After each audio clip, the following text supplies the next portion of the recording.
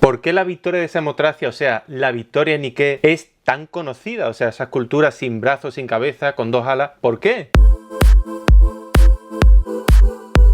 Hola, soy Antonio García Villarán y te traigo una tapa que me piden mucho porque es que no saben, o sea, la gente no sabe por qué esta escultura es tan conocida. Porque te voy a dar un dato. En el Museo del Louvre hay más de 35.000 obras. Sin embargo, todo el mundo conoce a la Victoria Nike, ¿o no? Bueno, a la Victoria Nike, a la Venus de Milo y a la Mona Lisa. ¿Pero qué pasa con todas las demás? Pues todo tiene un porqué y te lo voy a explicar en este vídeo.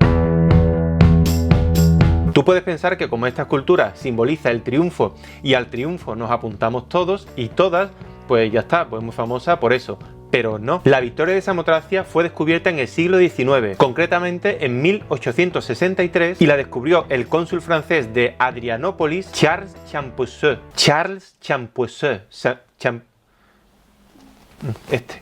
Que además de ser un político, era arqueólogo. Curioso, ¿no? Champusset. Y es que en el siglo XIX todavía se podían encontrar estatuas de este tipo. Hoy día es más complicado, pero bueno. Otra cosita, que Samotracia es una isla muy pequeñita griega de tan solo 178 kilómetros cuadrados. Bueno, pues resulta que Carlos, ¿no? Carlito, pues encontró esta escultura y se presentó por primera vez en sociedad 16 años después.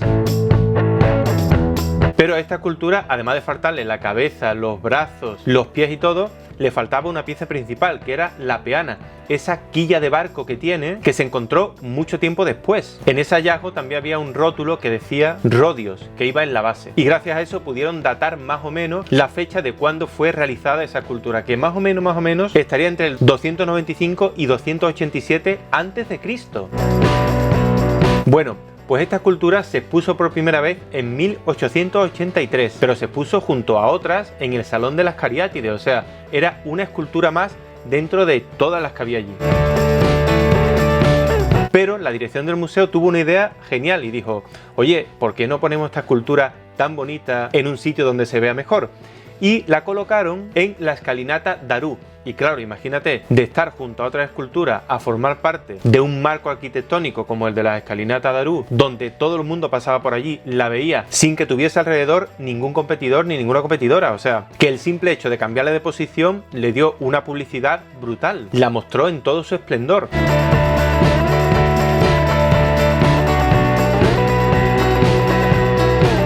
Pero no solo eso, la escultura sola mide 2,5 metros, pero con el pedestal, o sea, con ese trozo de barco que tiene, más una segunda peana que se le colocó, consiguió tener una altura total de 5,57 metros. O sea, imagínate, además de ser una escultura bonita, porque a mí me encanta la Victoria Nike, ¿eh? Si además me la pones encima de una escalinata, allí arriba, tan alta que parece una diosa, bueno, que parece no, que es una diosa, que es la diosa de la victoria.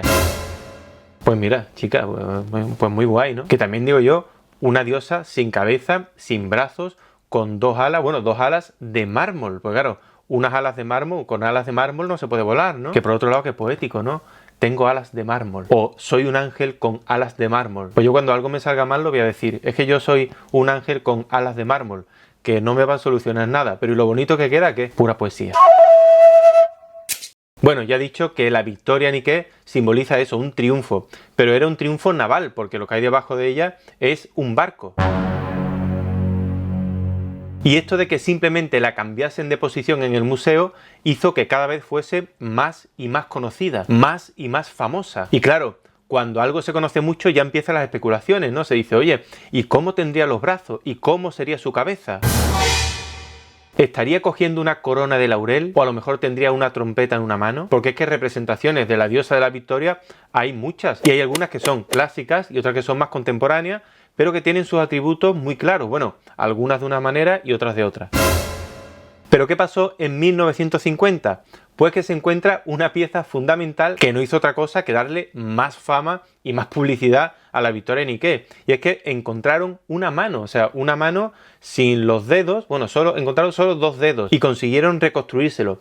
Y esa mano está ahora mismo expuesta al lado de la Victoria Nike. Los descubridores fueron el historiador alemán Karl Lehmann y la estadounidense Phyllis Williams, que por cierto eran marido y mujer. En el año 2013 se hizo una completa restauración de la escultura, porque es que la primera se hizo en 1864 y hubo una segunda en 1866, o sea que...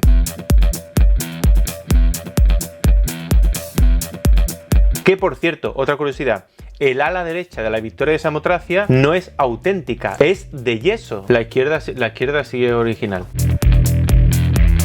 Pero no solo ese cambio de posición en el museo hizo que la Victoria de Samotracia fuese tan conocida, es que las modernas, pues claro, los futuristas, que eran muy modernas ellas, ¿no?, con Bozioni al frente, tuvieron mucha culpa de que también la Victoria de Samotracia fuese muy conocida, porque aquí tenemos esta versión, formas únicas de continuidad en el espacio, que está inspiradísima en la Victoria de Samotracia. Esto fue en 1909, cuando los futuristas decían lo siguiente: un automóvil rugiente que parece correr como la metralla es más bello que la Victoria de Samotracia. Eso no es una tapa. Eso es mi oreja.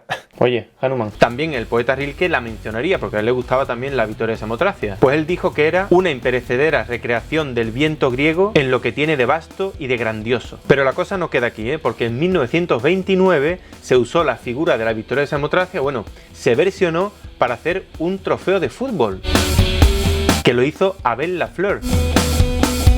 Pero es que en 1962 el artista Yves Klein, sí, el que lo ponía todo azul y hacía esas performances y todo, pues él también hizo su propia versión de la Victoria de Samotracia. ¿Qué fue lo que hizo?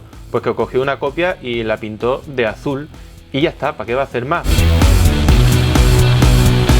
Pero no queda ahí la cosa, en 1971 la usaron como inspiración para hacer el logotipo de una marca de ropa que después fue muy conocida.